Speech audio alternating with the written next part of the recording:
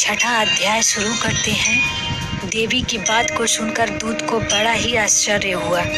उसने दैत्यराज के पास जाकर सारी बातें बताई। दूत के उस वचन को सुनकर दैत्यराज कुपित हो उठा और दैत्य सेनापति धूम्रलोचन से बोला, धूम्रलोचन, तुम शीघ्र अपनी सेना साथ लेकर जाओ और उस दुष्टा के केस पकड़कर घसीटकर उसे बलपूर्वक यहाँ ले आओ। उसकी रक्षा करने के लिए यदि कोई दूसरा खड़ा हो, चाहे वो देवता, यक्ष या गंधर्व ही क्यों ना हो, उसे मार डालना। धूम्रलोचन दैत्य 60,000 अश्वों की सेना साथ लेकर वहां से तुरंत चल दिया।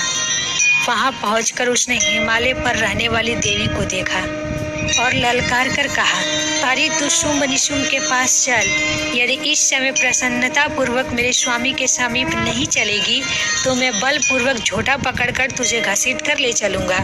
तब देवी बोली, तुम्हें दैत्यों के राजा ने भेजा है। तुम स्वयं भी बलवान हो और तुम्हारे साथ विशाल सेना भी है। ऐसी दशा में यदि मुझे तुम बलपूर्वक ले चलोगे तो मैं तुम्हारा क्या कर सकती हूँ। देवी के यूं कहने पर असुर धूम्रलोचन उनकी ओर दौड़ा। तब अंबिका ने हुम शब्द के उच्चारण मात्र से उसे भस्म कर दिया। फिर तो क्रोध में भरी हुई दैत्यों की विशाल सेना और अंबिका ने एक दूसरे पर तीखे शक्तियों तथा फर्शों की वर्षा आरंभ की। इतने में ही देवी का वाहन सिंह क्रोध में भरकर भयंकर गर्जना करने लगा। अपने गर्दन के बालों को हिलाता हुआ अश्वों की सेना में कूद पड़ा। उसने कुछ दैत्यों को पंजों की मार से, कितनों को तो अपने जबड़ों से और कितने ही महादैत्यों को पटक कर ओठ की दाढ़ियों से घायल करके मार डाला। उस सिंह ने अपने नखों से कितनों के पेट फाड़ डाले और थप्पड़ मारकर कितनों के सिर धड़ से अलग कर दिए। कितनों की भुजाएं और मस्तक काट डाले। अपने गर्दन के बाल हिलाते हुए उसने दैत्यों के पेट फाड़कर उनका रक्त चूस लिया। अत्यंत क्रोध में भरे हुए देवी का वाहन कितनों की भुजाएं और मस्तक काट डाले। अपनी गर्दन के बाल हिलाते हुए उसने दूसरे दैत्यों के पेट फाड़कर उनका रक्त चूस लिया। अत्यंत क्रोध में भरे हुए देवी का वाहन क्षण भर में ही असुरों की सारी सेना का संहार कर डाला।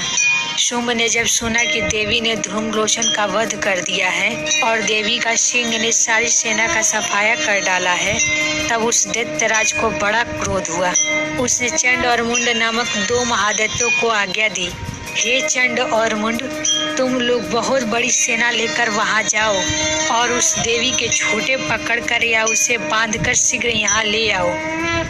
यदि इस प्रकार उसको ले आने में संदेह हो तो युद्ध में सब प्रकार के अस्त्र शस्त्रों तथा समस्त आसुरी सेना का प्रयोग करके उसकी हत्या कर डालना।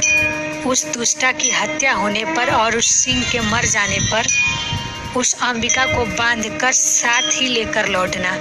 तो यहाँ छठा अध्याय पूर्ण हुआ। मुझे आशा है कि यह वीडियो आपको अच्छी लगी होगी। इसी तरह के और वीडियोस पाने के लिए हम